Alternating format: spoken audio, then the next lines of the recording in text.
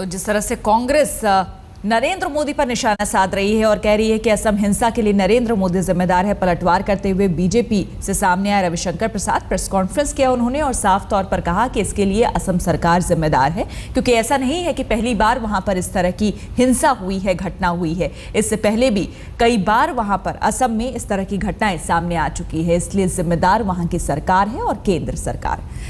रुक करेंगे अगली खबर का। दूरदर्शन पर मोदी के इंटरव्यू को प्रसारित हुए करीब एक हफ्ता हो चुका है, लेकिन इस पूरे विवाद में रोज नए नए मोड़ आना बंद नहीं हुए हैं।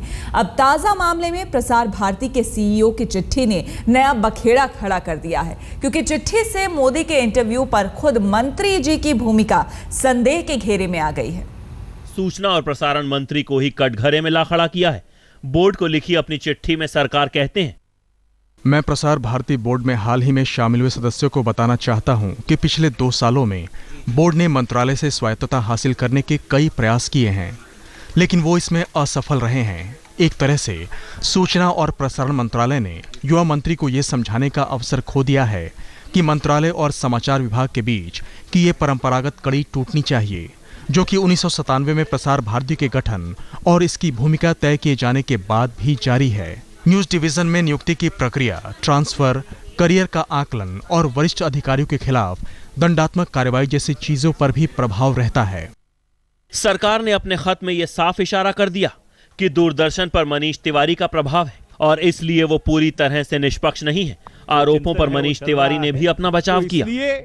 चाहे स्वायत्तता की बात हो और चाहे प्रसार भारती के कामकाज में दखल अंदाजी की बात हो, ये दोनों बातें गलत हैं और सूचना और प्रसारण मंत्रालय ने कभी प्रसार भारती के कामकाज में दखल नहीं दिया है। अगर मनीष तिवारी कहते हैं कि मोदी के इंटरव्यू में उनका कोई दखल नहीं था, लेकिन मोदी ने ट्वीट कर इसकी तुलना आपातकाल से कर दी। हमने आपातकाल का भयावह समय देखा है। उस दौर में प्रेस की आजादी को कुचल दिया गया। ये हमारे लोकतंत्र पर धब्बा है। ये दिन भी आपातकाल के जैसा ही है।